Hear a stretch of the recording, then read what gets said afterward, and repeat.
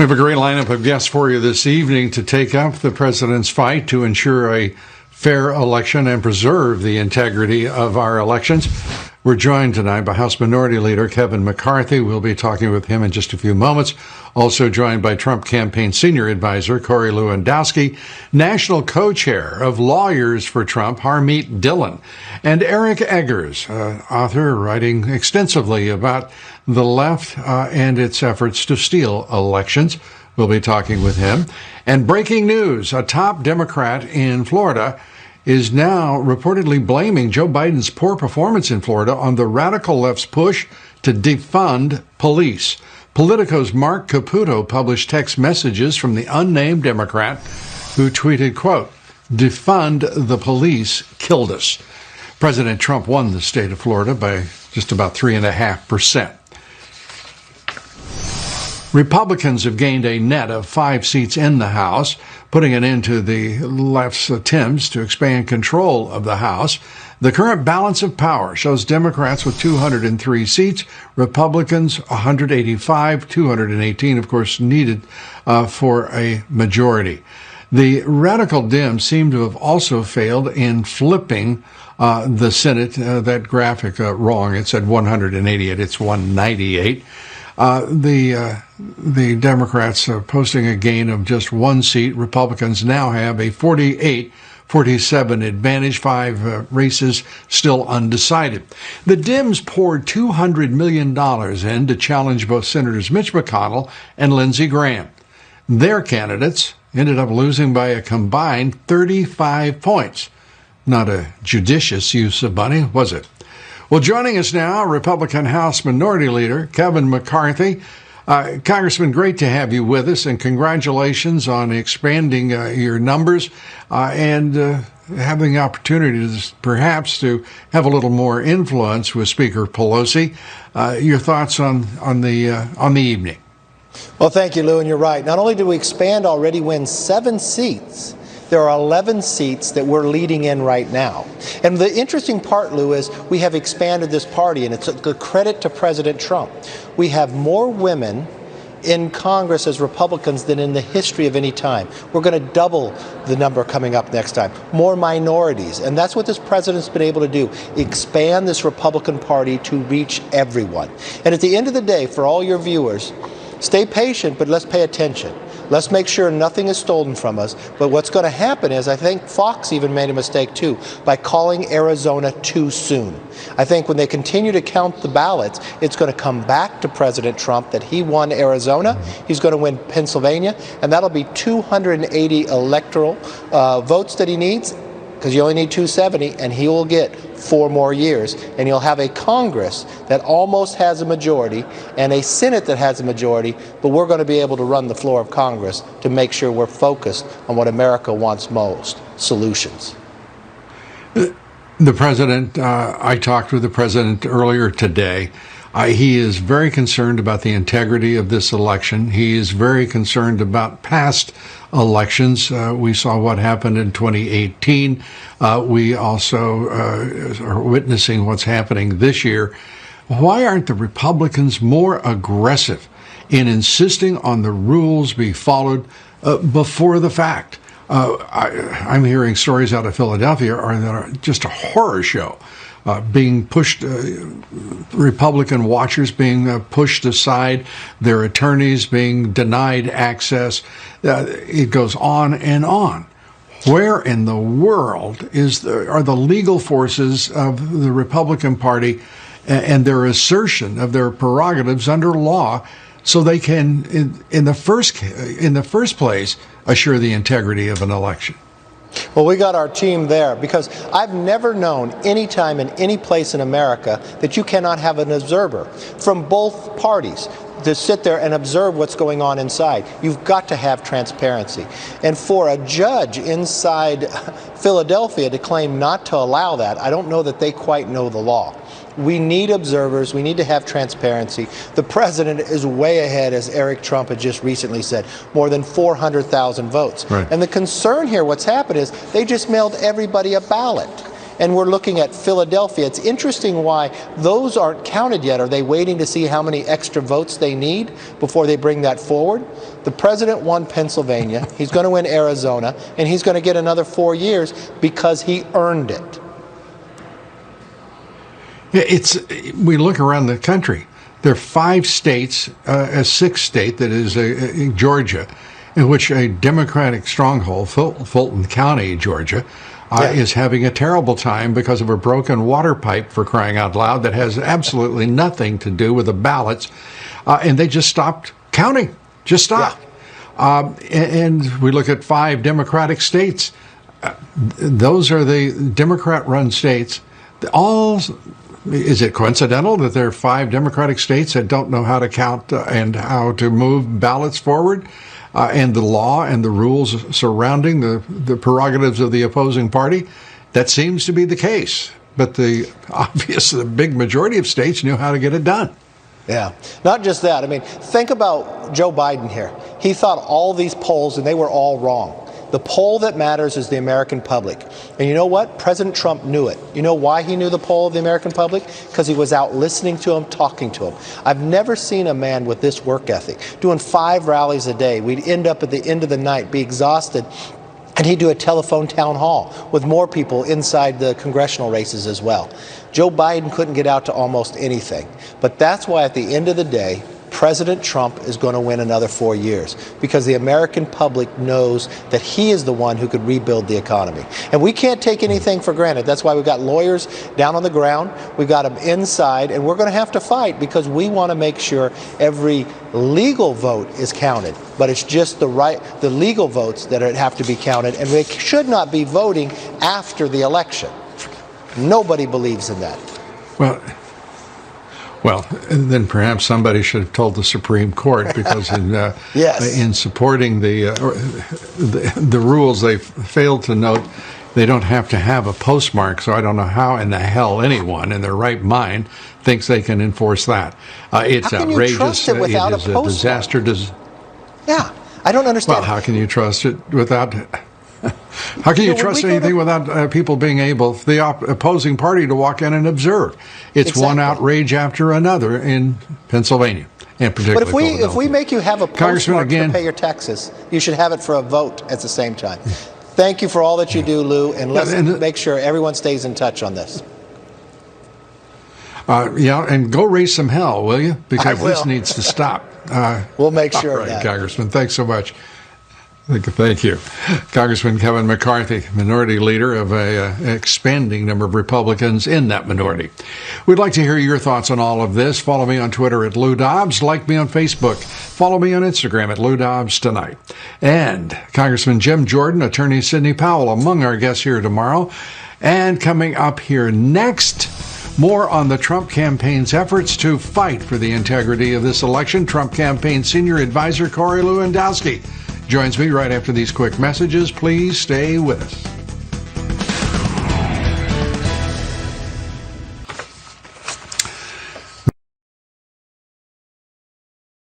Breaking news, the Trump campaign says they will demand a recount in the state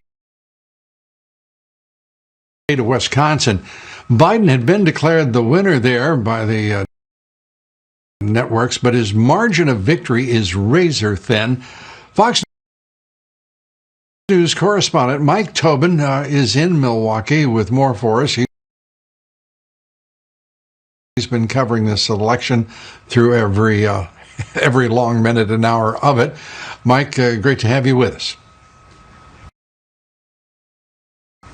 Well, great to be here. And the canvassing will begin here in Milwaukee tomorrow at the Milwaukee County Courthouse.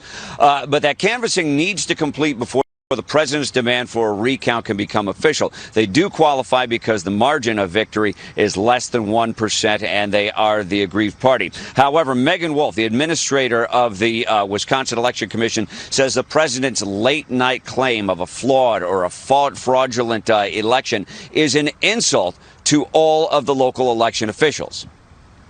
Every piece of data is publicly available, and so there's no opportunity to add additional votes to the tally, right?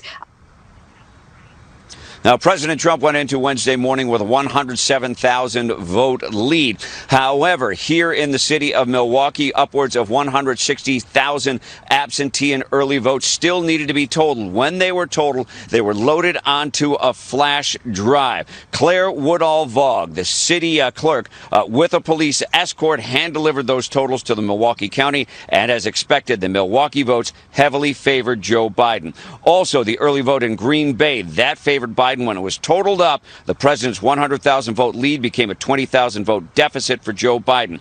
Late in the afternoon, the little town of Willow, Wisconsin, finally got its vote totals in. When that was done, Richland County, Wisconsin, showed a favorable vote to President Trump to the tune of 949 votes, but not enough to close that 20,000 vote gap. Lou?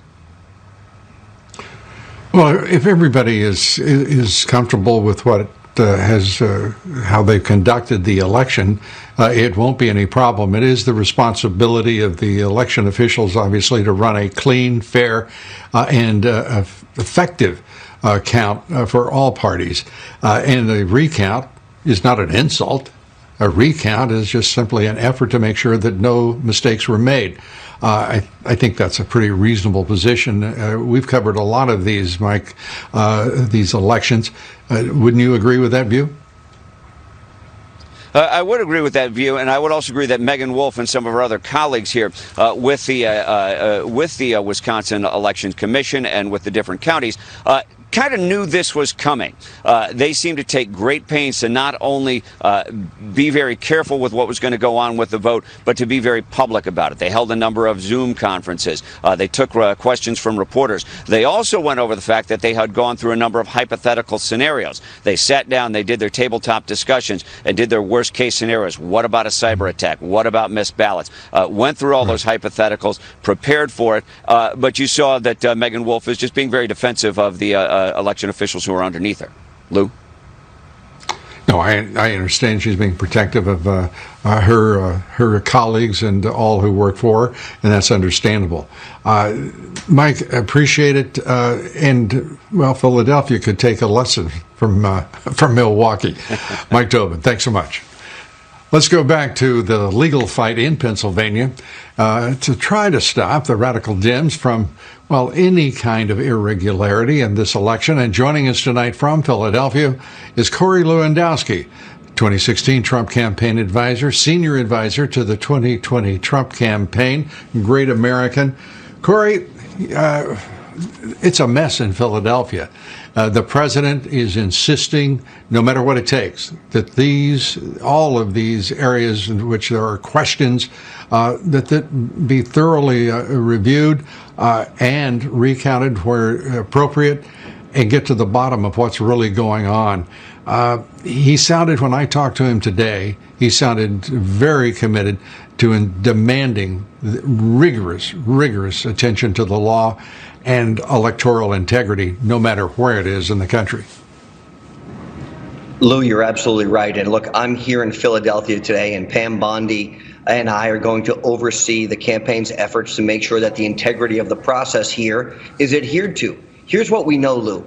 We have seen poll watchers who've been unable to go and actually witness what's taking place. They're not able to see the ballots that are being opened. They're not being able to verify the signatures. As a matter of fact, they're being required to stand behind bike racks some 30 yards away. And the election officials here in Philadelphia are first saying it's due to the integrity process, and then after that, they're saying it's due to the COVID restrictions in the city. We know that the COVID restrictions here in the city require people to be 6 feet away, not bike rack 30 feet away. They are trying to steal this election. So we came to Philadelphia today to declare victory for Donald Trump and his campaign in the state of Pennsylvania. We are convinced that we have won this state. It should be in the win column for Donald Trump, and it puts us one step closer to seeing Donald Trump reelected as president of the United States. And what legal actions are being taken, Corey? What are you doing to assure that the integrity of the election is preserved in Philadelphia?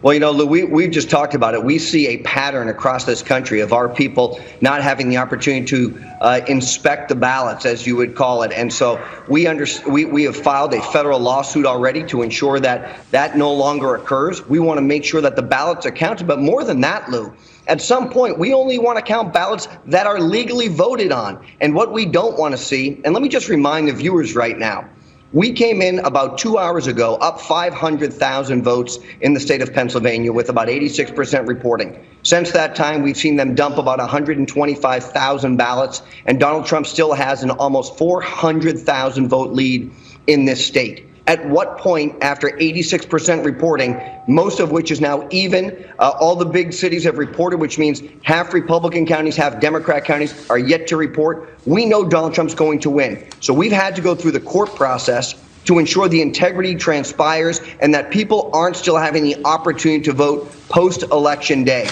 We are vigilant in our effort here in Pennsylvania, and Pam Bondi and I are going to make sure that every law is followed and every ballot is inspected in accordance with the law. And, it's unclear to me. In Philadelphia and Pennsylvania, is it necessary for there to be a postmark? Is it necessary to have a signature comparison? Well, Lou, it's supposed to be. And here's what's happening right now. They're saying, well, look, they're saying the Secretary of State of Pennsylvania is all of a sudden saying there are still millions of ballots to be counted. That number continues to change. When you ask what the actual number is, the answer is, we don't know. I don't know how that's possible. How can you make an argument that millions of ballots need to still be counted, but when you ask for the specific number, they say, we don't know what the number is? We know that this city, unfortunately, has a history of fraud when it comes to elections. We're going to make sure that doesn't happen. We're going to make sure that the voting has stopped and that people aren't continuing to do that and that there's no stuffing of ballots here. Our people have the right under the law to inspect what's going on, not from 30 feet away, Lou. We're happy to do it from 6 feet away, but they have conceded the fact that here in Philadelphia, we have a right to see what's going on. They're just trying to keep us back. They're having people walk around with badges to intimidate individuals. They're putting them behind bike rack. They're doing everything possible to make sure that we don't verify what's really happening in this city. Corey Lewandowski, thanks for being with us. Corey Lewandowski from one of the major sites of what is highly questionable integrity in the electoral process. Up next, the polls predicted President Trump would be defeated, by about 10% by Joe Biden. Just how bad were the polls? They were awful. We'll take a look right after these quick messages. Stay with us. We'll be right back.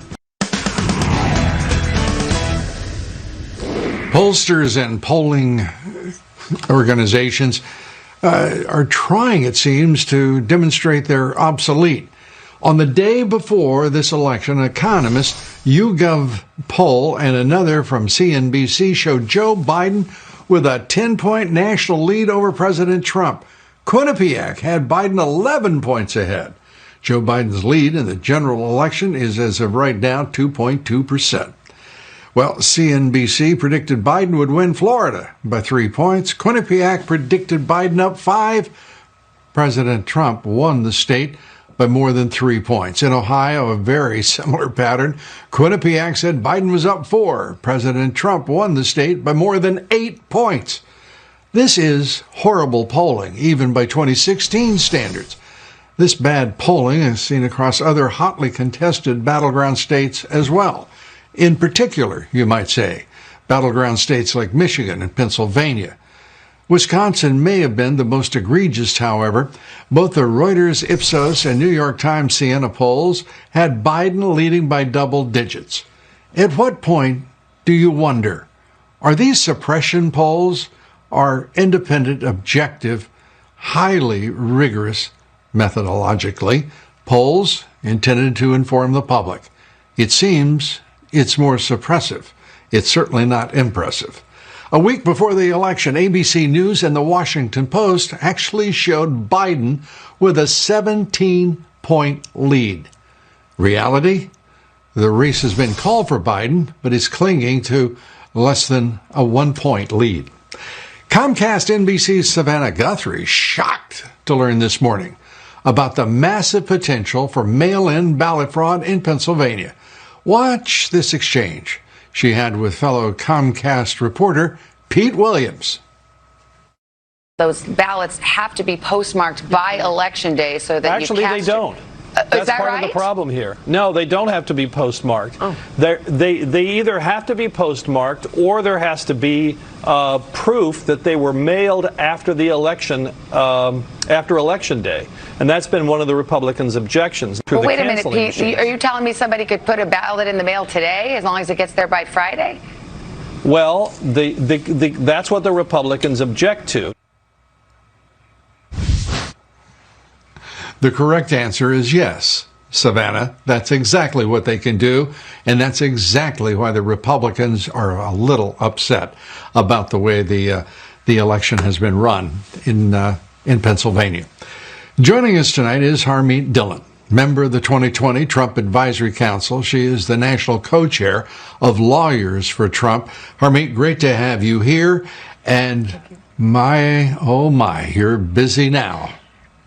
Yes, it's been a long night, Lou, and your show has done an excellent job of highlighting the critical hotspots around the country.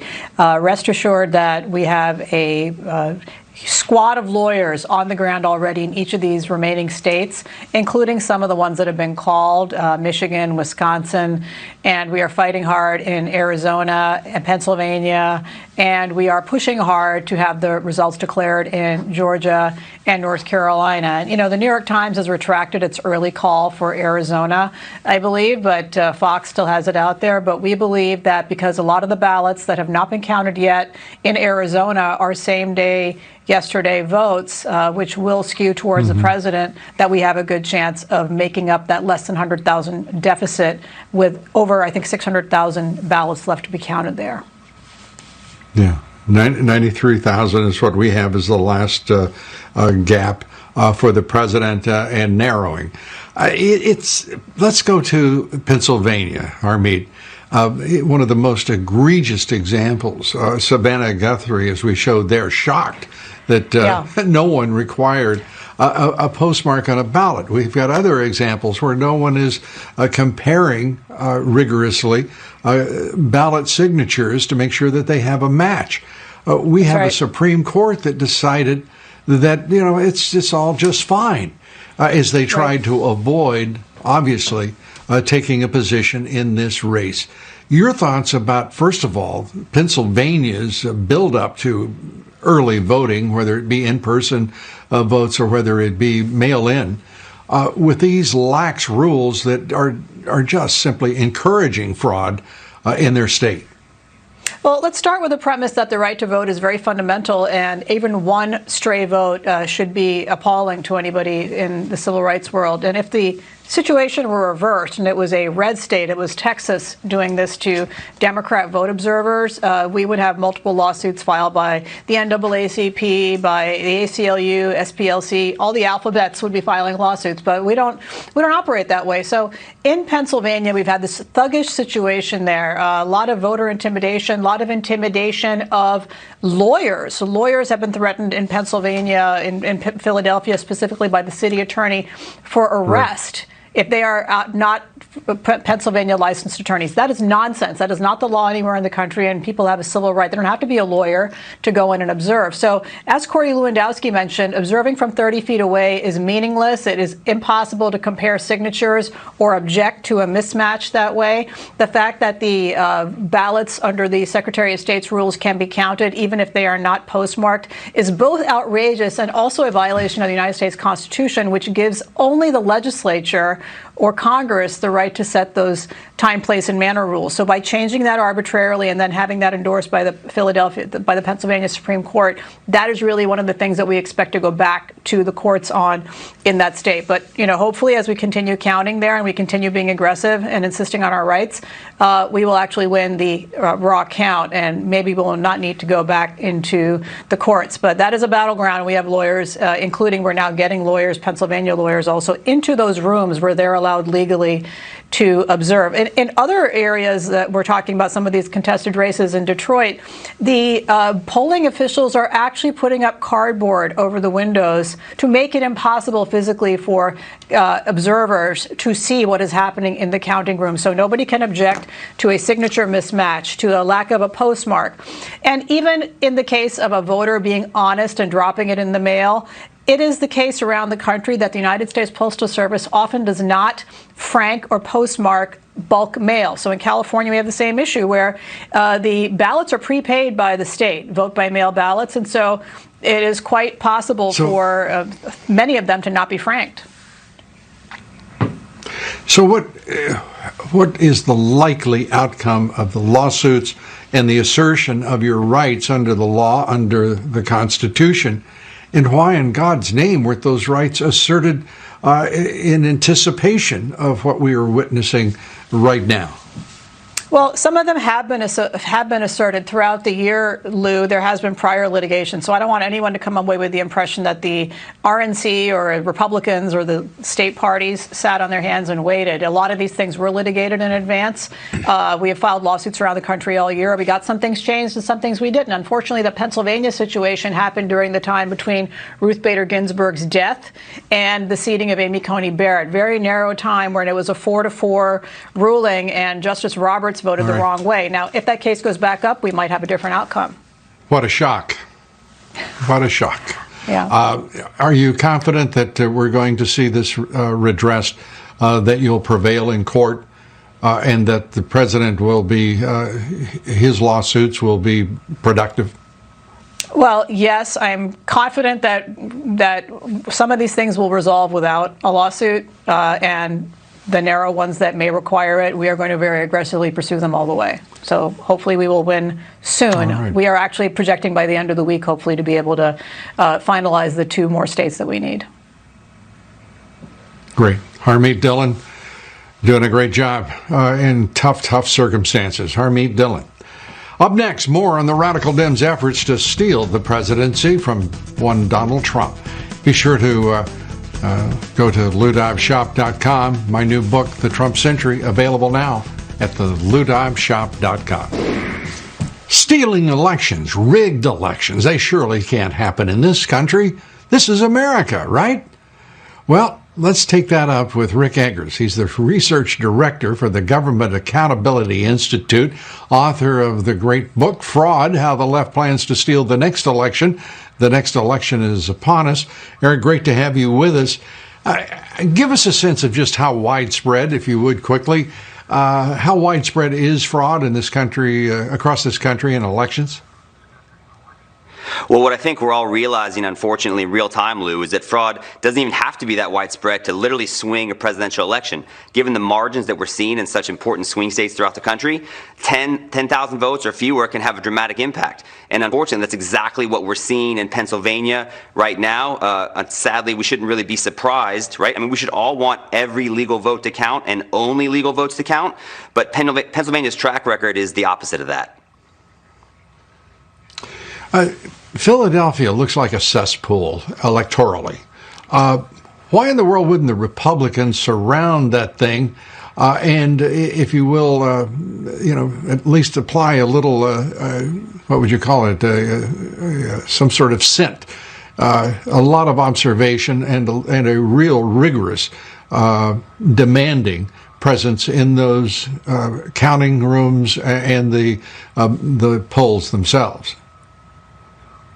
Well, you're exactly right, Lou, and I'm not a lawyer, so I can't speak to what the legal strategy was going into the election, but anybody that's been paying attention to election integrity issues in Philadelphia and Pennsylvania generally knows that there's been problems. Remember, Philadelphia literally had an elections official arrested for stuffing ballot boxes earlier this year. And don't forget that in 2016, after the election, the Secretary of State, otherwise known as the state's top election official, was actually fired over presiding over a system that permitted illegal aliens to vote. So this is not new for Pennsylvania, and I think that's why people that have been paying attention had concerns about Philadelphia, and unfortunately those concerns proved to be very well founded.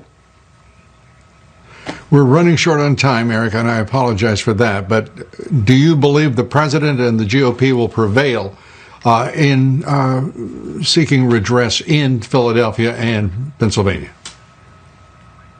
Well, Lou, I'm an optimist by nature, so I would say I remain optimistic that the true intent of the American voter will be realized, and I think they've got a lot of qualified officials in place to help make that happen. Eric Eggers, a very political answer, but enlightening, and we appreciate it. Thanks so much. Good to have you with us. Stay with us. We're coming right back.